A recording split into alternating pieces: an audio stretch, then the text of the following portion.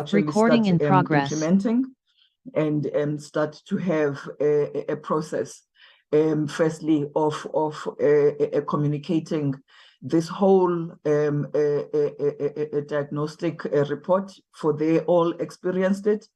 But then after them officials internalizing it, then we go into change management processes, team building and culture, and value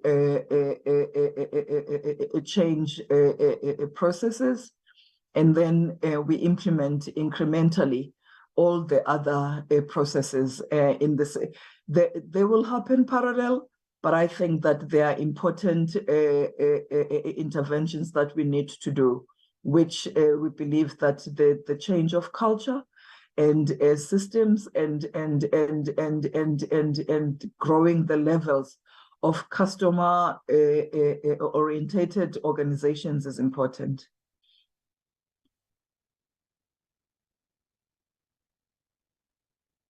Okay, can we move to this next slide? So if we go to slide 68.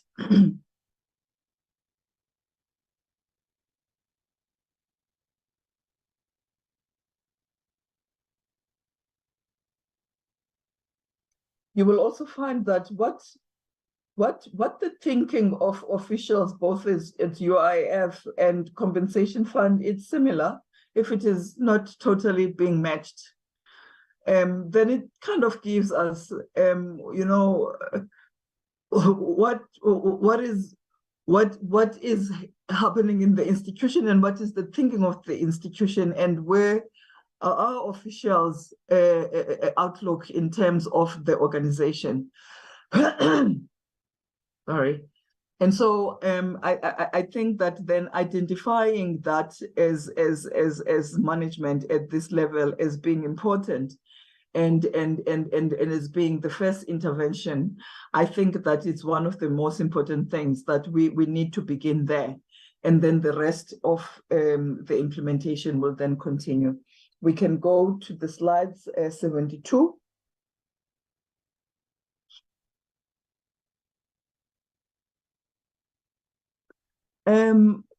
This culture and behavior transformation is not only, you know, isolated to a compensation fund and the UIF. It also speaks to the Department of Employment and Labor. So as the value chain of the Department of Employment and Labor with the entities within labor, work must begin in terms of us looking at these outcomes and actually seeing that these reports and this analysis, how much does it talk to employment and labor itself? Because employment and labor is actually the mother institution, even if you go at provincial level, which then houses a compensation fund and the UIF. So it is an integrated organization, especially when you go at provincial level and you go at labor center level. So it is not possible, therefore, when we take interventions, we only take interventions to staff of the UIF and the compensation fund. But it must be across the whole organization in how we view the culture change and the transformation within the organization. Next slide.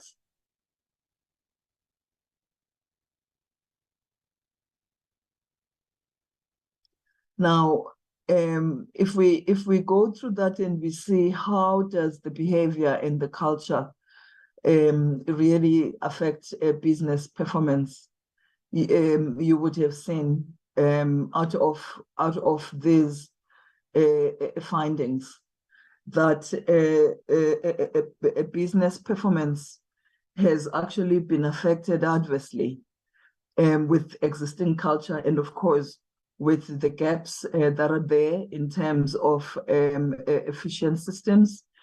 But when you change behavior, when you change organizational values, it should then change the business performance, because there is a different light and view of how officials would see how they should be conducting themselves in the business, how they should be conducting themselves in order for them to be customer and client focused in the work that they do. So that is why it is important, and you would see that the culture and the behaviors and how they would then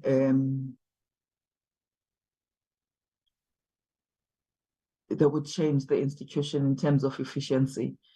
Next slides. In fact, I would like us to go to the slide where we talk about the implementation of the program, and I think that is slide 75. Yes, in terms of us implementing these recommendations. I think, Chairperson and honorable members, I have said it throughout from the beginning, to say that officials and executives of both employment and labor, UIF and compensation fund, have acknowledged the importance of this exercise having been done. They have an appreciation of the work that needs to happen. And therefore, both UIF and the compensation fund our executives are in support and leading in the understanding to go deep into the organization of how we need to be implementing this. So the implementing process that we're going to be taking is that of having a project management office, a project management office which is going to be based in the accounting officer's office. And this project management is going to be working with services. Right now, we are considering highly the work with a PwC, as they were the one that did the analysis. However, we need to go through proper processes of looking at that and supply chain processes, so that there is no unfairness in actually taking forward, because the assignment of PwC was completed when they provided the report and the recommendations.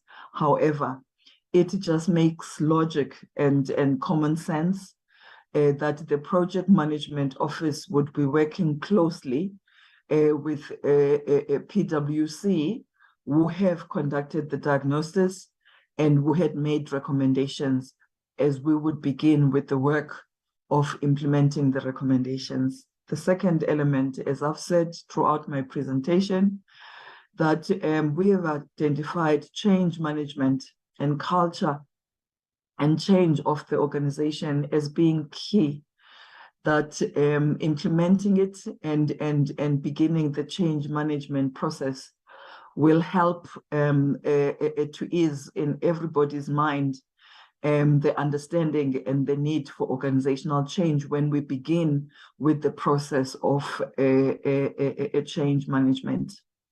And then lastly, as we continue to have the two funds run and provide the services that they are doing, we are not waiting for this process to unfold.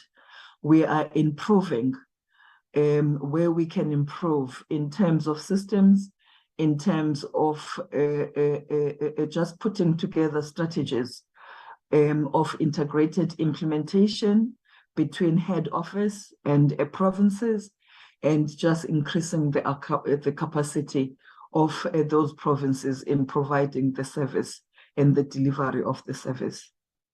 Chairperson, I hope that this is in order. I'm not going through slides as they are. I, however, just go through in terms of the work. I can say maybe in terms of timelines, We are hopeful that by March, end of February, we would have had the head of project management, who is then going to be setting up the project management office.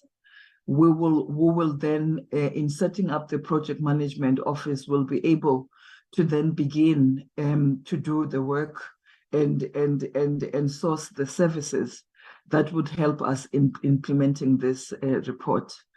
With regards to the recommendations that are being made in terms of structures, we are looking at those, and I would like Chairperson and members to know that we will be looking at these recommended structures. We might not adopt them as they are in full. For example, you would note that there are several advisory committees that are being recommended, from IT to business strategists, to investment management, and to management of funds.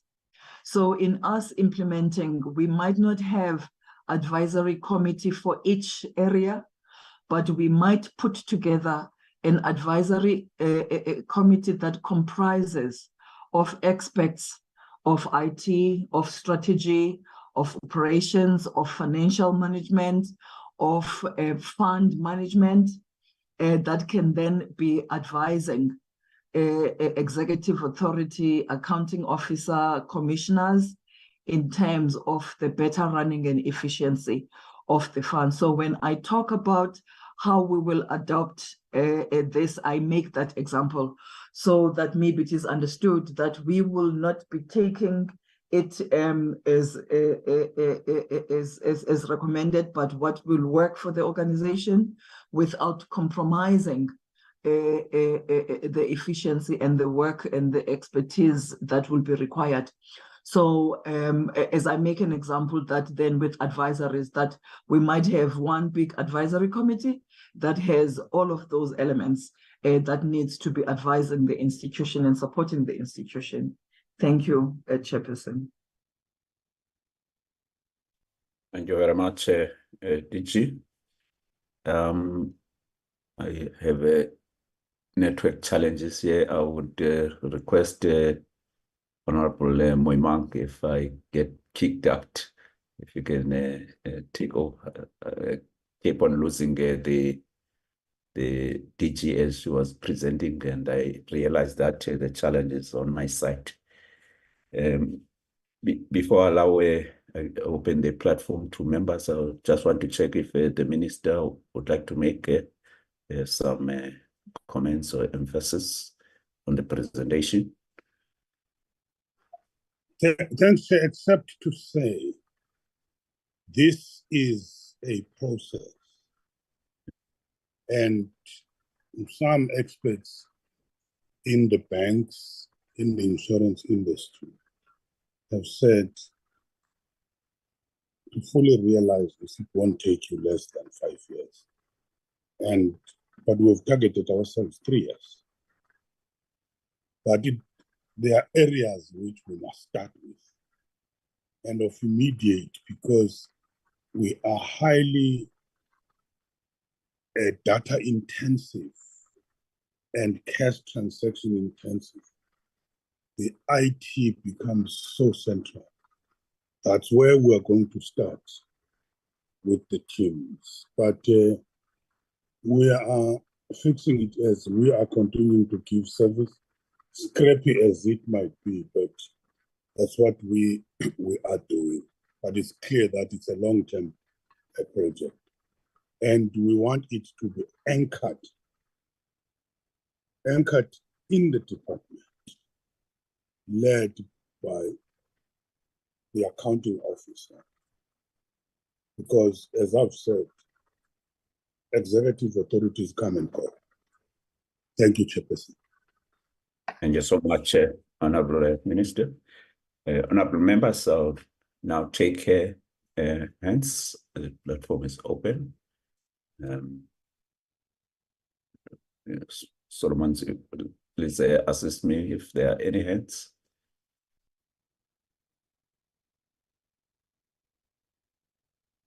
Okay. Honorable Boshoff, followed by Honorable Muimang. Over to you, Honorable Boshoff. Thank you very much, Chair, and good morning to everybody, the Minister included, and hearty welcome to the new Acting DG. Thank you for the presentation.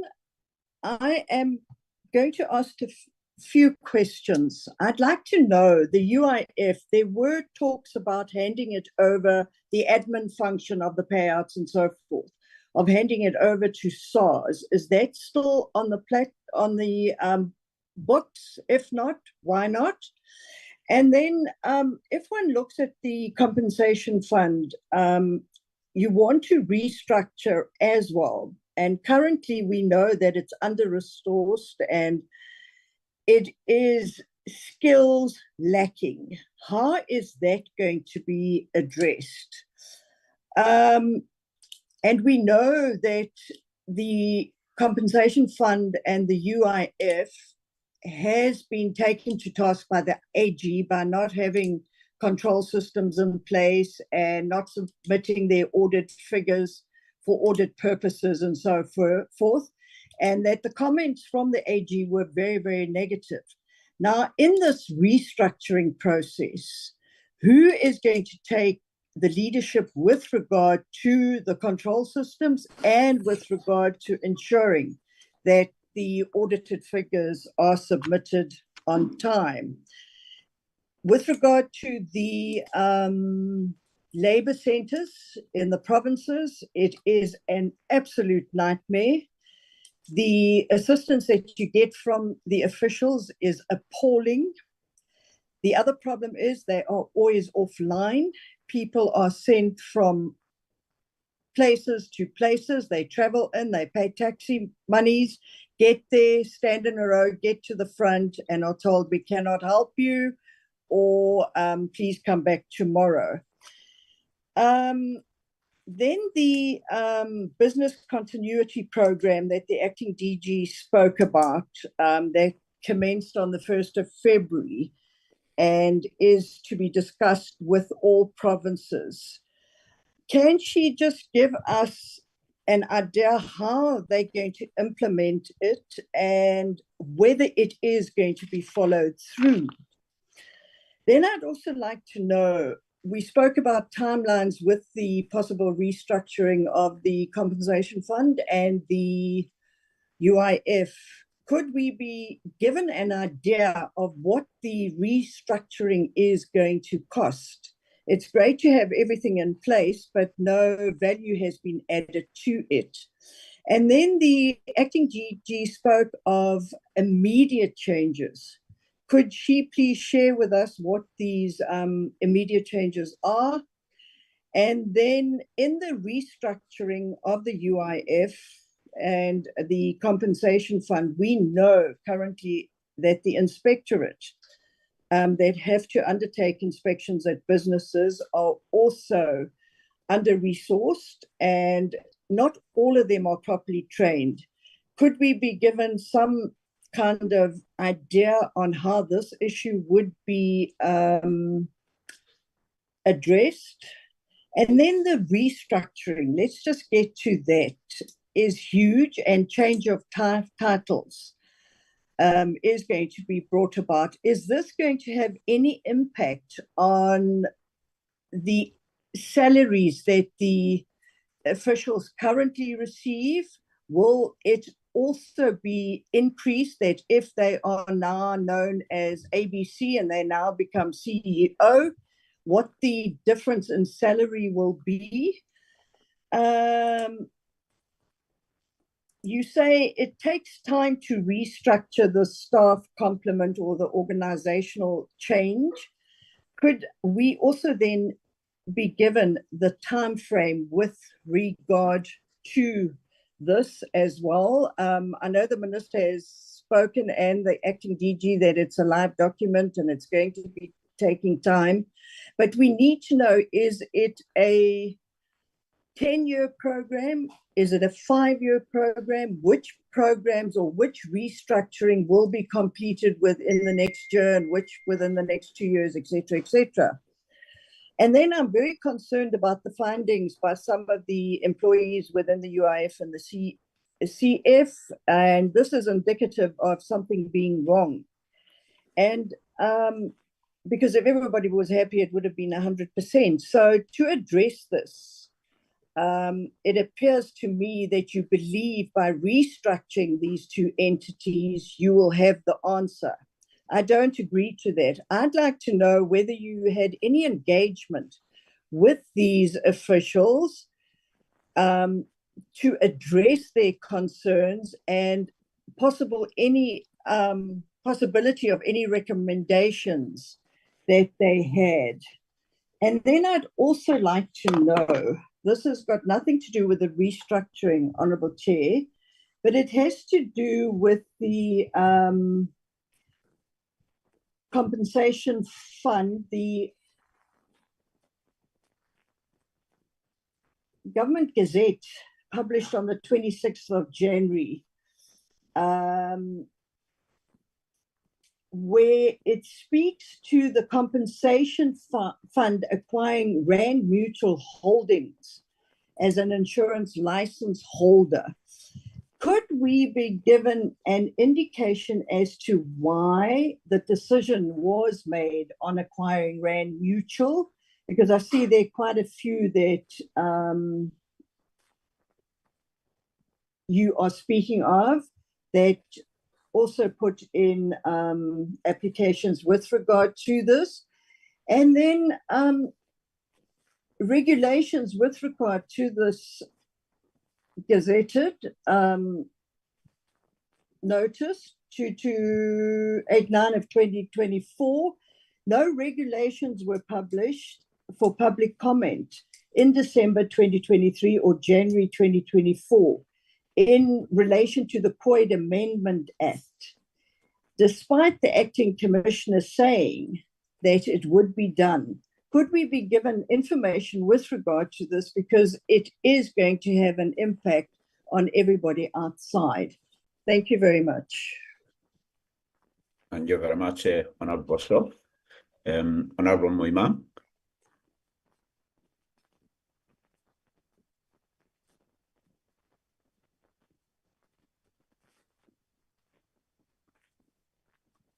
Can you hear me, honourable members?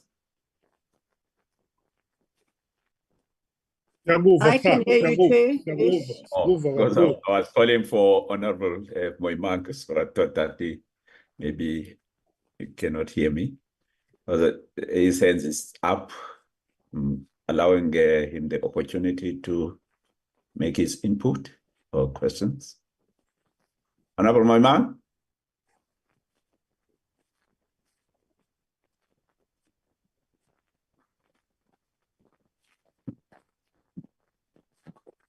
Honourable Moimang?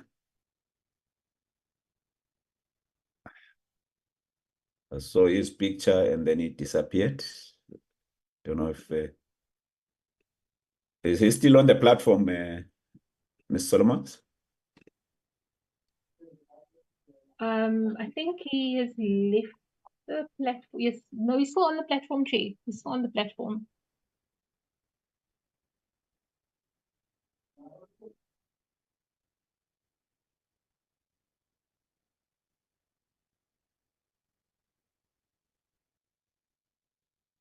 Oh, Honourable Moimang?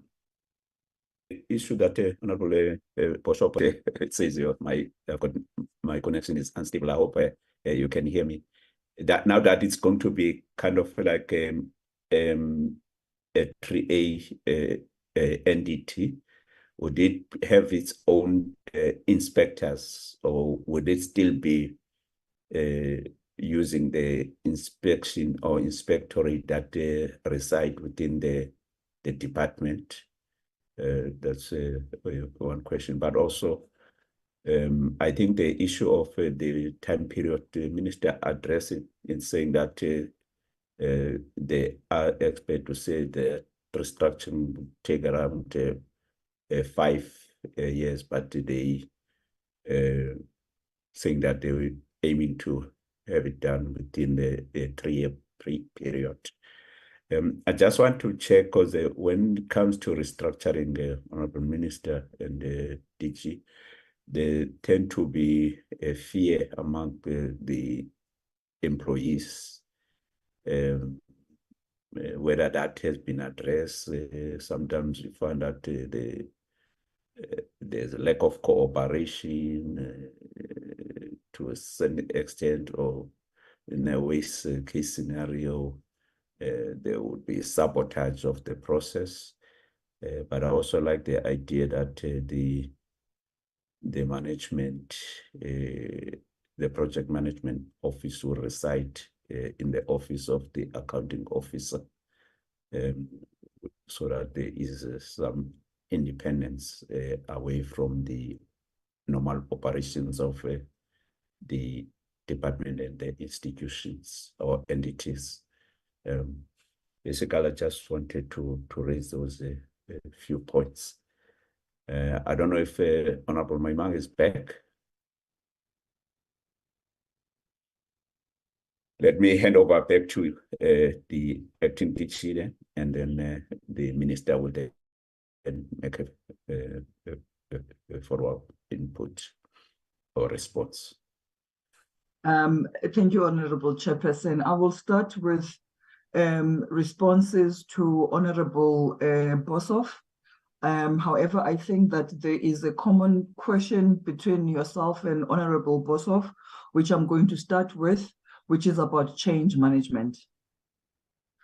I think that in my presentation, I did say that we've identified change management to be one of the most crucial and primary processes of engaging staff with regards to this change.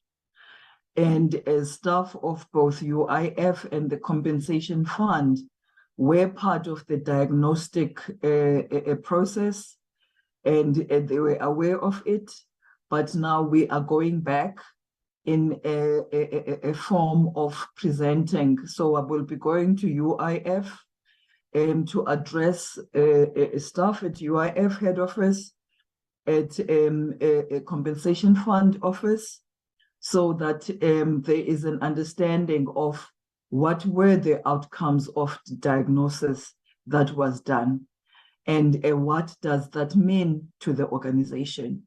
So information and change management is very important in the sense that in bringing all personnel at all levels to understanding what is going to transpire in the organization, and maybe the amount of time that we need. But I think, honorable members, it is not only about what is being recommended, but it is also together with staff to understand what is the situation and what needs to be arrested currently. That is why I said there are immediate processes that we are embarking on in terms of operations with both the Compensation Fund and UIF.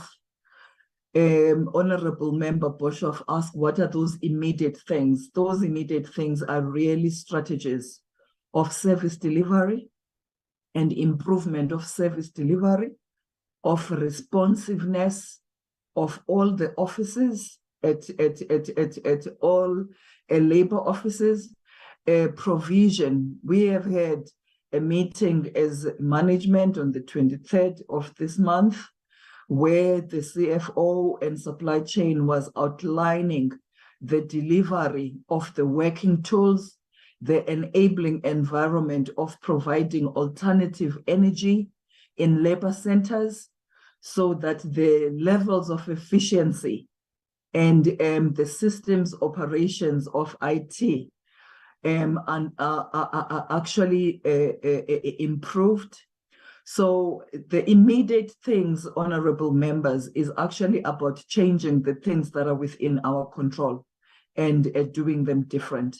That of improving IT systems, that of providing enabling environment through working tools, proper working office tools, computers, working printers, providing alternative energy. I say alternative energy because it's not generators everywhere.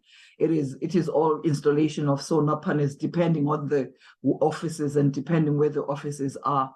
So it actually begins by actually providing, the enabling environment that then makes the officials to be able to deliver on their work. But the second thing, it is about the training of the officials in the work that we are doing, so that universally across UIF, for example, in the 5 applications that the UIF has introduced in enabling a clientele to have ease of operation, for example, we have a USSB where people from their homes are actually to just step on their phones and star 123 and the number of the UIF, they are able to see where their claim is.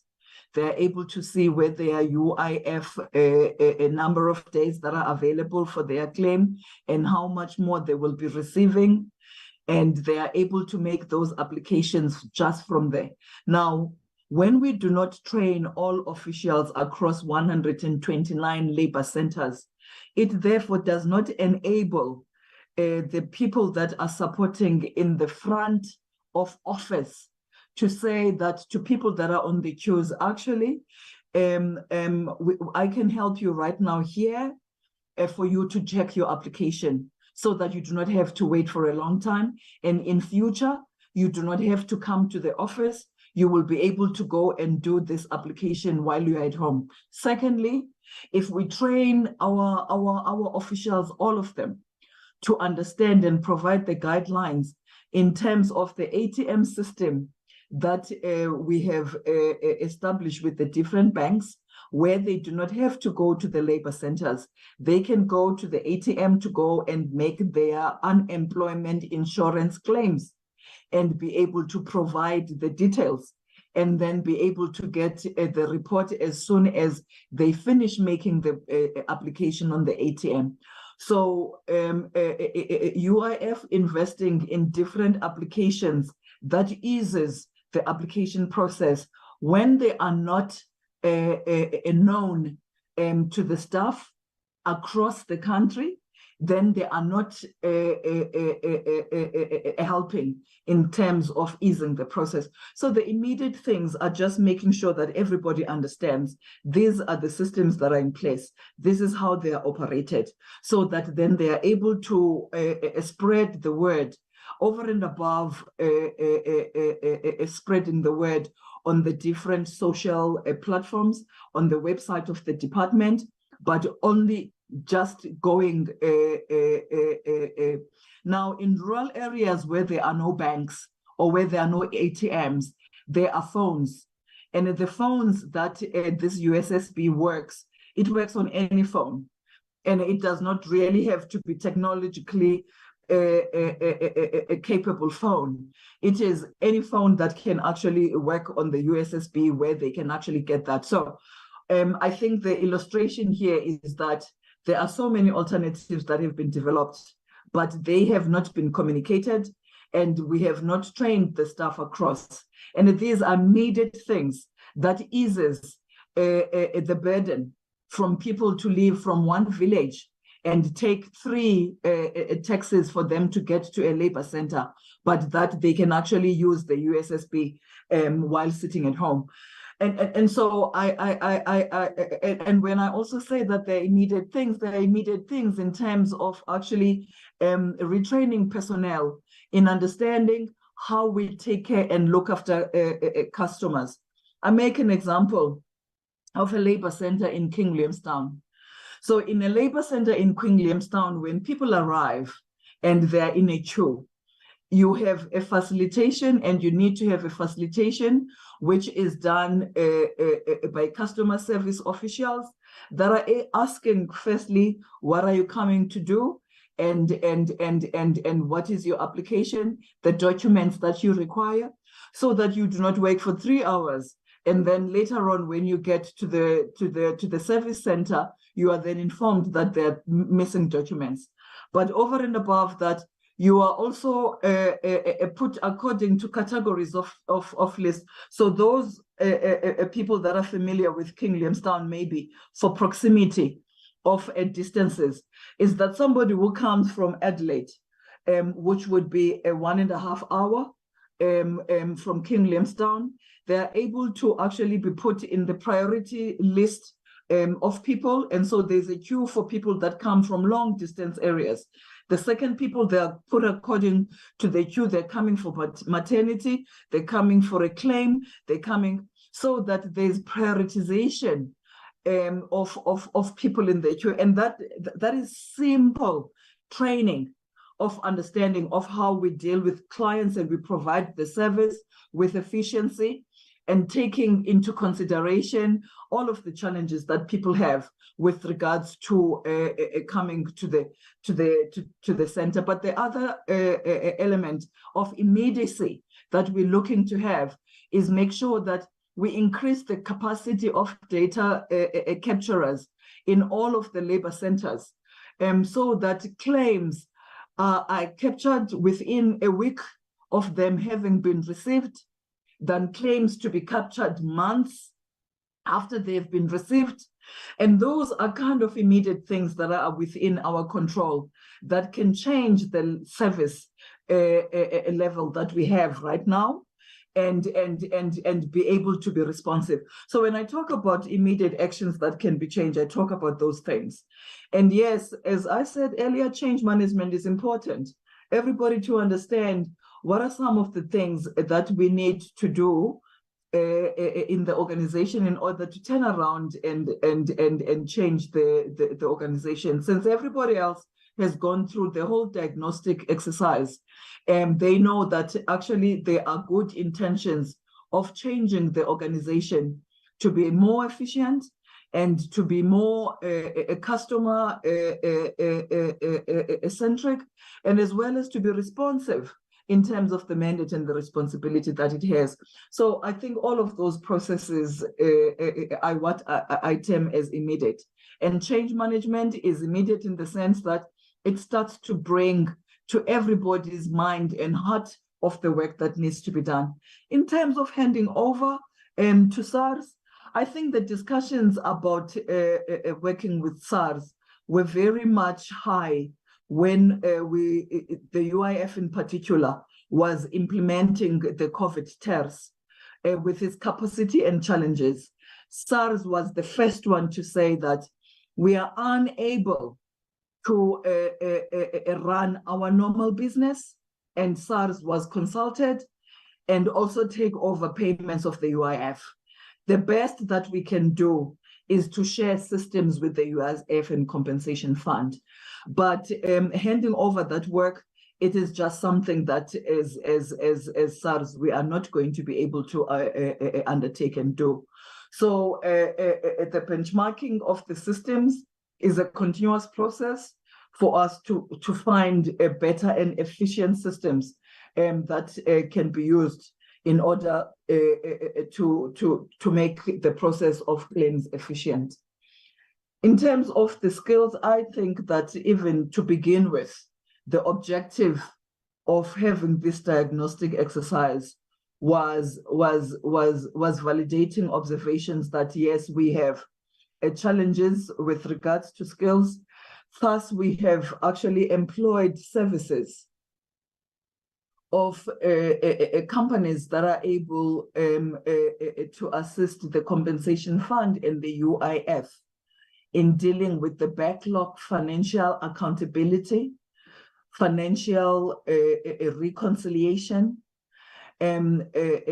also dealing with the action plans and the recurring audit findings of both the UIF and the compensation fund. FTMG, which is a financial services institution, has been with the both funds for the past 2 years. And we have with both the UIF and the compensation fund, starting from last year, working on the financials in order for the UIF and the Compensation Fund to submit their financial statements and as well as their annual reports in the legislated timeframes. So we are working on that, and we have clear audit action plans that both the UIF and the Compensation Fund, assisted by FTMG, to work on their reports. So when we do acknowledge the gaps that we have in skills, we do source the services to support that. And we are beginning to also look at the kind of service provision we look for, the terms of reference to those services, as well as management of those contracts that we have to the services, because over time we've realized that at times you get services, but the contract and the terms of a service that is requested for is not well managed, in the sense then you are not able to optimally receive the services that you're paying for. And we're changing that. And so looking at the enforcement, we are currently going through a rebranding process of the IES, which is the inspection and enforcement, which is assisting both funds and of course employment and labor in terms of compliance, realizing that we have to have the inspectors reaching out to many employers. We are in the process of digitizing the processes of the inspectors. And in digitizing the processes of inspectors is the efficiency, firstly, just on visits and on inspection report and inspection after consequences. We have requested the Department of Justice to give 30 senior inspectors a peace officer status.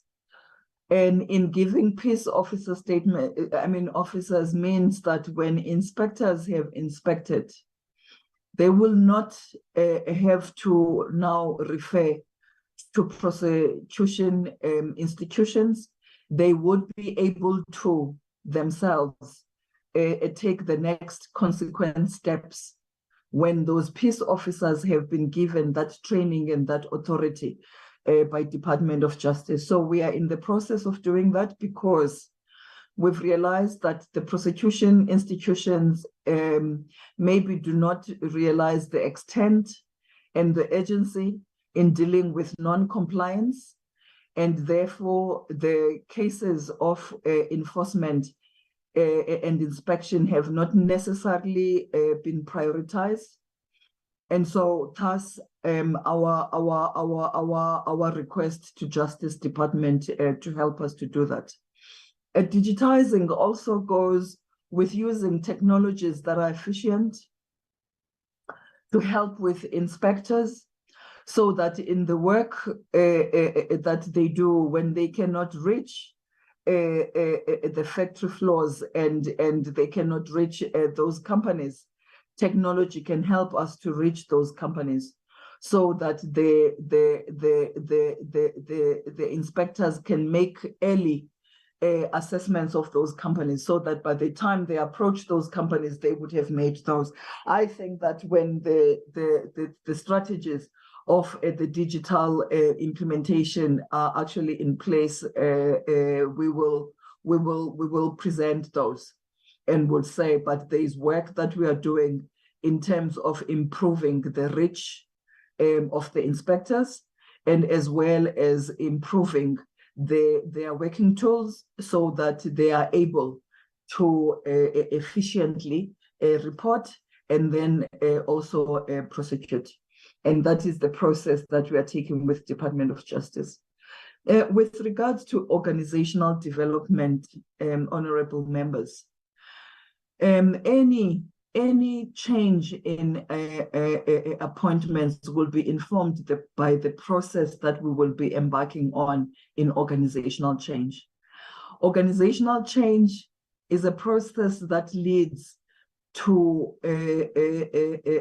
firstly, creation of new opportunities, creation of opportunities at upward level, but at times it leads to processes where, depending on the structure that we undertake, people might be at the same level and they would have to apply for positions, and it might lead to also getting new people at different levels that are not currently in existence in the funds.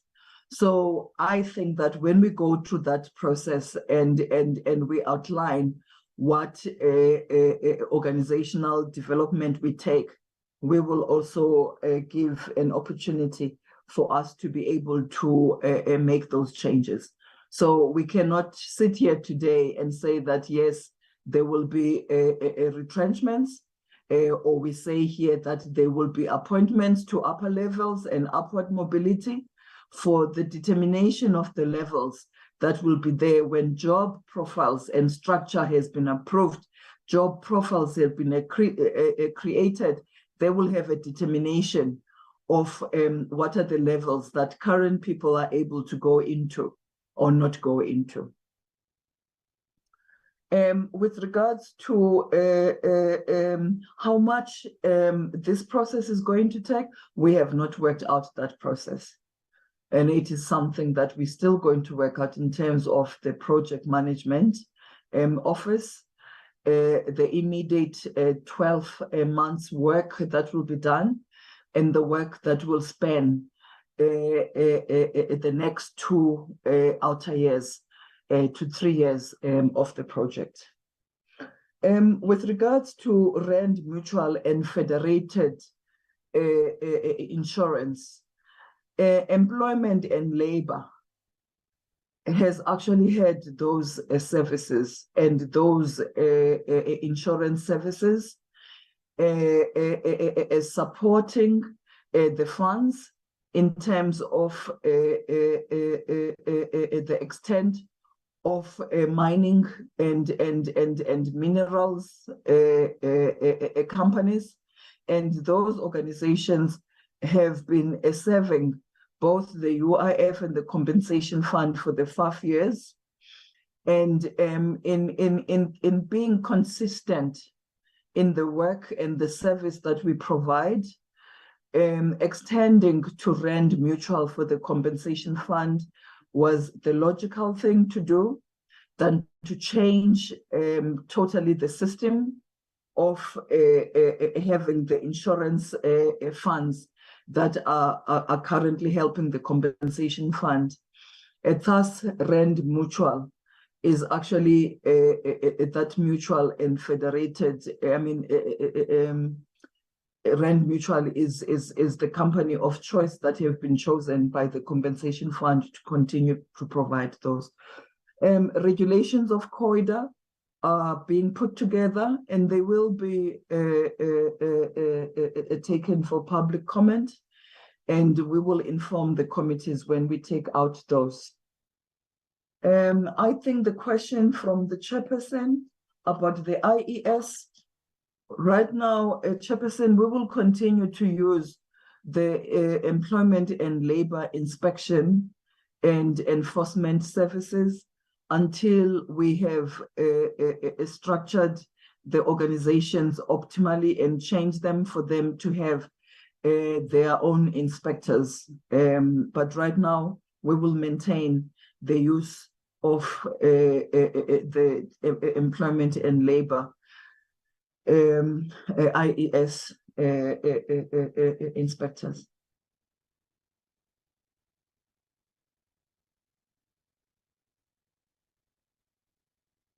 I do not know, Chair, if I have left out any of the questions that have been asked. Without Gaulis, can I add, Chair? Yes, what I wanted to do, Honorable Minister, I see the hand of Honorable Bosho. Or if it's an old hand, I wanted to give opportunity to her and perhaps Honorable Moimang, if he is still on the platform. And then when you respond and also make closing remarks. Can I just check Honorable Bosho if it's an old hand or you want to make another follow-up question? Chair, thank you very much. No, it is a follow-up question. I heard the acting DG speak on the accessibility on any phone with regard to applications to UIF. But I'd just like to know, if you go into the very, very rural areas, we know what the network is like. Is there any discussion taking place between employment and labor and service providers to see whether the internet connection can be upgraded? Because even though we have the app, and even though you don't have a smartphone or whatever phone you have, you can use the app. But if you have no connection, internet connection, it's not going to work, and these people will still have to drive into towns where the closest banks, etc., are. Thank you.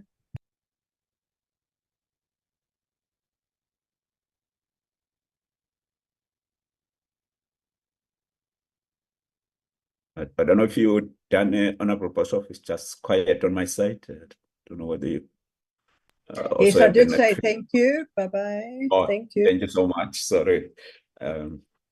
Honorable Moyamang? Not. DG, can you Yes. respond Am I on okay, Chair? Am I audible now? question? Am I audible? Also, question? Audible, yeah. Thank you, Chair. My apology for the hiccup. I had to change three gadgets just to make sure that I'm able to participate. I don't know what's happening with my gadgets today. I think the first one, Chair, relates to in terms of the implementation plan. One of the observation raised is the issues around the legislative policy and governance changes, particularly on the Section 3A entities. I just want to check what the acting DG, how far is that process? I know it can be a very protracted process in terms of finalizing this Schedule 3 entities. If you could just be informed as to whether is it something that is imminent? What is the buy-in of the Treasury Department in relation to that process? Because I believe that it could, it also has a role to play in that. Then the second one, Chair, relates to the under 2.1, particularly in relation to the issues raised by Honorable Minister around the intensity of data management in both funds, because in terms of the envisaged project implementation plan, there are three work streams, and one of them is technology. I needed to check as to whether between the three, because it's employee experience and then technology, and then the other strategy process. Given the importance of this work stream, is it possible for this improvement in relation to the ICT structures to be expedited? Because we saw in relation to the COVID-19, the extent to which UIF was able to be effective, and I thought the lessons that we learned from there, which obviously I suspect is something that could be tapped in, particularly in relation to while other processes are running, then finalize this element. These are the two issues that I wanted to raise, Chair, in relation to the presentation, because the other one in relation to the macro organizational structure, but more in particularly in relation to the impact of this process on the employees, whether the possibility of retrenchment is possible, because clearly in terms of the observations made, there are gaps in terms of capacity building. Employees are at different stages. Others might need there might be a need to bring more people with different skills. So I think that one has been responded to, Chair. Thank you, Chair. My apology for the inconvenience. Thanks. There's something that is obscuring your picture. It's the 3 generation of the Muiman. I just need to work on the background. I thought it was okay. I'll do it. I'll try to manage it. But also maybe behind you the. All right, thanks. I think maybe when you were out of the platform, some of the question that you are asking, there has been responses to, especially on the impact on the employees. But the DG will re-emphasize the responses. Are there any other members who want to make a follow-up? Or let's go back to DG, and then Honorable Minister will also respond and then make closing remarks. Over to you, DG. Thank you, Honorable Chair. To the question of Honorable Boshoff, I am aware, and I would need confirmation from the UIF, but with Vodacom, we have zero-rated the USSB operation on all Vodacom phones. So data or no data and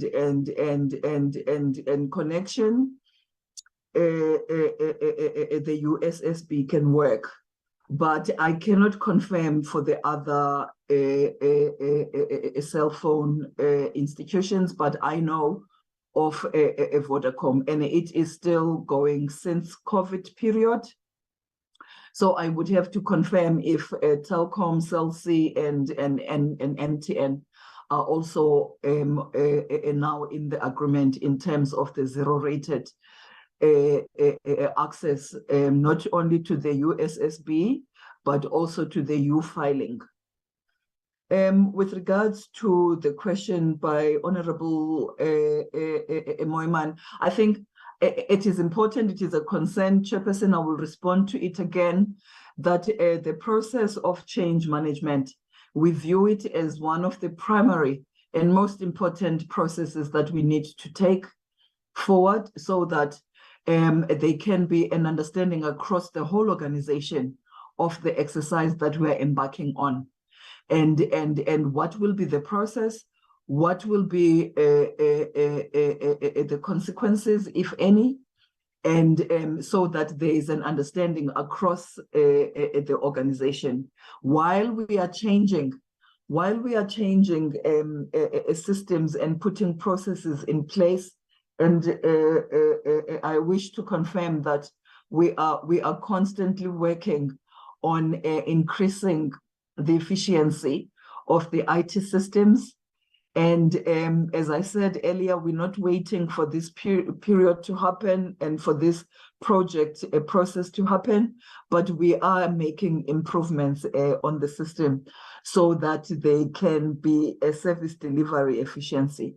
Yes, Honorable Moiman, we are in consultations with the National Treasury with regards to the change of schedule as their custodians of the PFMA, and I will not be able to say it's imminent.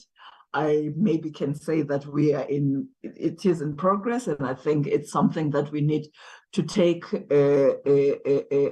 forward with them, and then after that we'll be able to inform the committees when those changes, we are able to take them forward. Thank you, Chairperson. Thank you so much, AG. We'll now, I see there's a hand of Bahumi Matebesi. Yes, Chair, and I may come in, if I may, please. Are you from the department? Yes, sir. The DDG Corporate Services. Yes, thanks a lot. Oh, okay. Now, I just wanted to assist with the question on the schedule, because UIF and CF are already Schedule 3A entities on the PFMA. The only thing is that they've been operating as an extension of the department. So we don't have to do any changes. I think what we need to do is to confirm with the Treasury that we are going to now make them independent so that they operate effectively and efficiently. Thank you, Chair. All right. Thank you so much for that clarification. I'll now hand over to the Minister to make responses and then make closing remarks. Over to you, Dolo. Thank you. Thank you, Chairperson and honorable members. Just as an addition to some of the issues, there was talk about the issue of resistance. Definitely, there will be resistance from some quarters from within for different reasons when we embark on this massive project. Well, some it's because they are profiting from the chaos. But the majority of workers,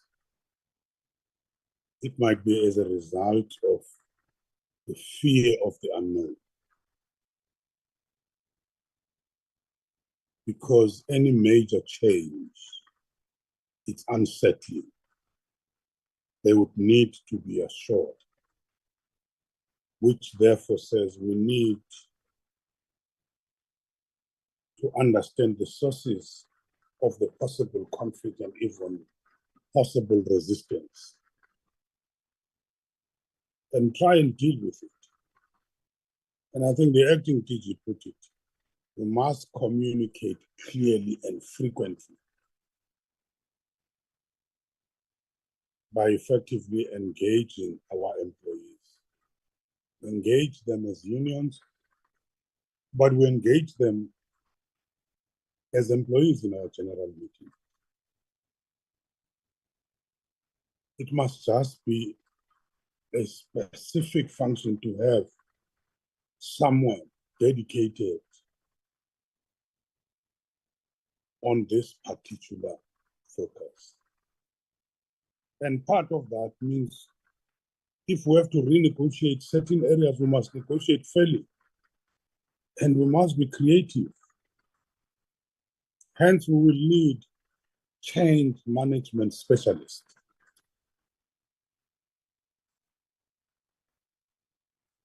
But we must accept that we have to implement strict and proper monitoring of our implementation plan with clear milestones.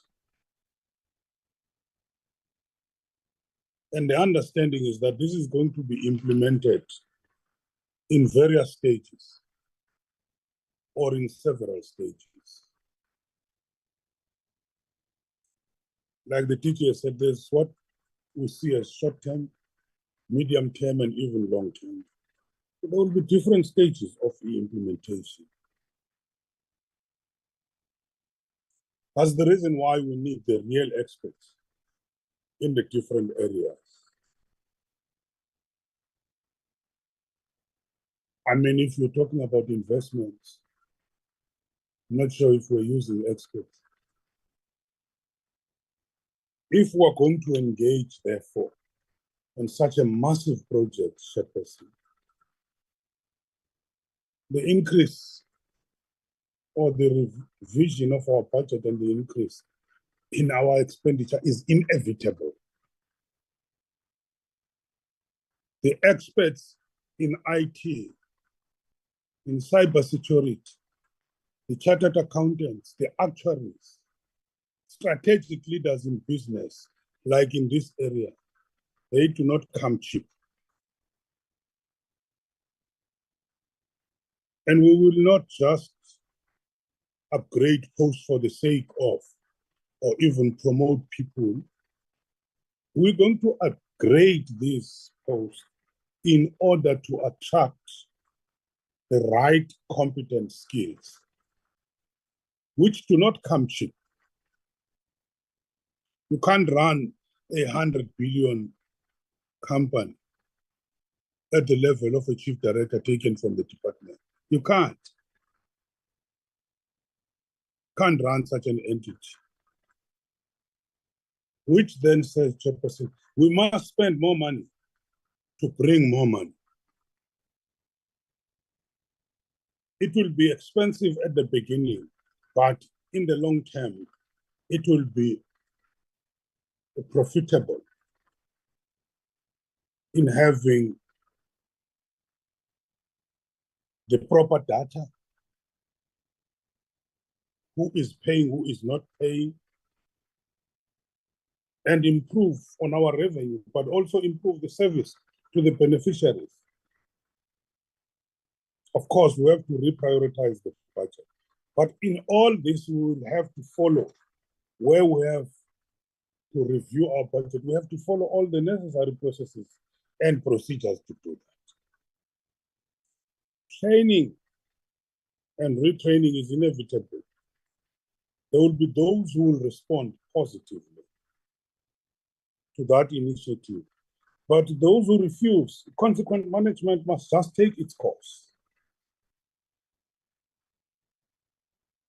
And I think DG has answered the issue of the internet connection. One of the decisions I've instructed the DG and the CFO to deal with, this on and off because of load shedding. I've said, why don't we buy generators in almost all our labor centers so that the service does not get disrupted? And if we are able to deal with our IT, we bring the right IT system, we're not going to have problems of the on and off again of the IT system. Well, the DDG has answered the issue of changing of the schedule. But there will be areas where you might need to revisit the legislation. And all those areas which might need such amendments to follow certain processes, and it's clear that those can be taken up by the next, the 6th or the 7th, or what we call Parliament. So there are matters which are short-term, medium-term, and even long-term. All this, Chairperson, does not mean on basic controls and accounting, people have to be retrained. Why were they employed in the first instance? Consequent management must just kick in. It's as simple as that. In closing, Chair, I must say, we are going to be embarking on this long road. It's going to be very difficult, hard, sometimes painful, but it is necessary if you want to pull these institutions out of the deep hole I've been talking about. Thank you very much, Chairperson. Thank you very much, Honorable Minister. Like to thank you for coming and attend our first meeting, and also take us through this presentation. Firstly, when I was on my own, it was a kind of like a presentation, but you and DG has made it clearer and simpler. It's just that as this committee, we may not necessarily have the opportunity to monitor all these phases and processes. But we will make sure that in our legacy report, this will be contained so that the content advisor would be able to take through the seventh Parliament committee that will be responsible for the oversight of the Department of Employment, Employment and Labor. I don't know if it still be called that because sometimes the department in terms of maybe the seventh administration might also restructure, because in the sixth Parliament or administration, it was called Department of Labor, and now in the fifth administration, and then in the sixth administration is called now Employment and Labor. It might be something else in the seventh administration, but there will be a committee that will be responsible for its oversight. As I indicate that, unfortunately, due to the time left now, won't be able to consistently monitor the implementation of the phases and the processes, but the legacy report will contain what was presented to us and then monitor for the end of the 3 years period on which this project will be unfolding. Thank you very much, Minister. Thank you very much, honorable members, for your attendance and participation, the officials of the committee and Parliament, the officials from the Department of Employment and Labor and its entities. Just want to remind the communications unit of Parliament. It's not the first time that we'll be struggling to get this meeting broadcast as part of public participation. Just that I can't remember the meeting where I had while sharing to call one of the staff of the communication unit of Parliament to ensure that the meeting was broadcast. So can we make sure that we have these meetings as part of public participation broadcast?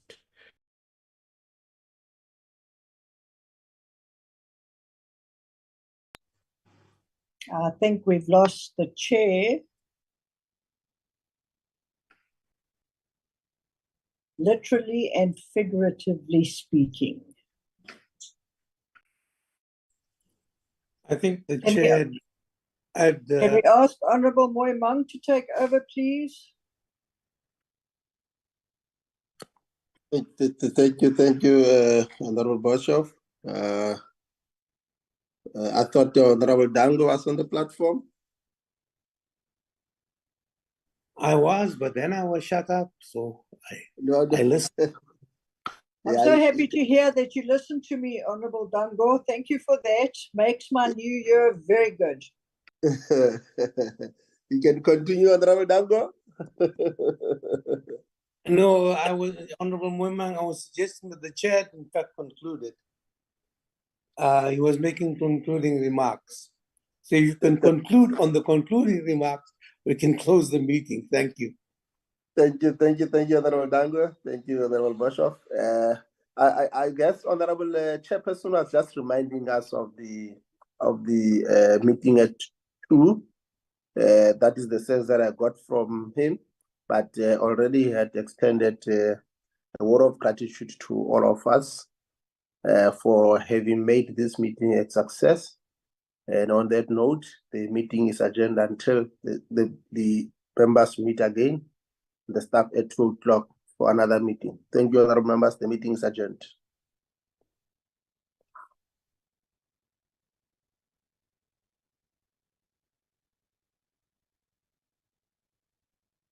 Recording stopped.